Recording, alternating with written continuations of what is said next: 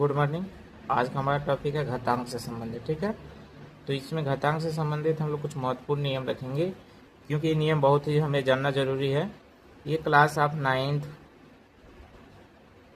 10th और आगे government exam के भी एग्जाम की तैयारी करते हैं तो सबके लिए इम्पोर्टेंट है। ठीक है, ये बहुत ही इम्पोर्टेंट है, इसके बारे में पढ़ेंगे। तो सबसे पहला नियम हम पढ़ ले रहे हैं।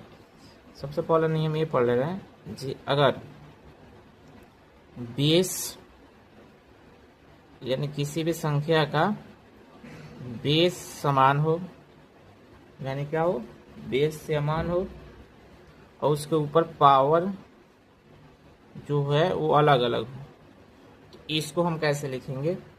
यानी इसमें क्या हो रहा, इसका बेस समान है, पावर क्या है, अलग अलग है, तो हम इसको ऐसे लिख सकते हैं। बेस अगर समान होगा तो एम और जो ऊपर दिया है पावर ये जुड़ जाएगा, एम पावर ए प्लस बी। इसको एग्जाम्पल से हम लोग समझ ले रहे हैं। एक एग्जाम्पल ले रहे हैं, यानी कहीं हमें दिया होगा 2 गुणे 2 और इसके ऊपर पावर दे देगा 3, यहाँ पे दे देगा 4, तो इसको हम कैसे लिखेंगे?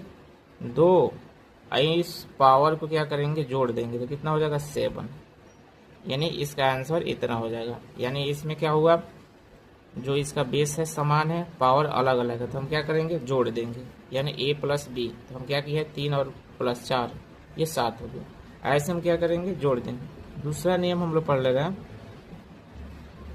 जी। अब हम लोग पढ़ेंगे इसका बेस जो है वो अलग अलग है। अब इसमें क्या हो गया, बेस अलग अलग है और जो पावर है वो एक जैसा है, यानी बेस अलग है, पावर एक जैसा है। तो अब इसको क्या करेंगे, इसके लिए हम जो बेस होता है उसको मल्टीप्लाई करा देते हैं, यानी गुणा करा देते हैं, और जो पावर होता है वो एक ही हो जाता है, यानी इसमें जो बेस होगा उसका गुणा करा देंगे और पावर एक को ही लिख देंगे। एग्जाम्पल से इसको समझ ले रहा है। अगर कहीं लिखा है 6 के पावर 3 गुणे 3 के पावर 3, तो इसको कैसे लिखेंगे? तो 6 3 18, क्योंकि यहाँ पर क्या हो रहा है, बेस से गुणा हो रहा है, तो 6 3 18 हो जाएगा और पावर कोई एक लिख देंगे, तो इसको ऐसे लिख देंगे। ठीक है,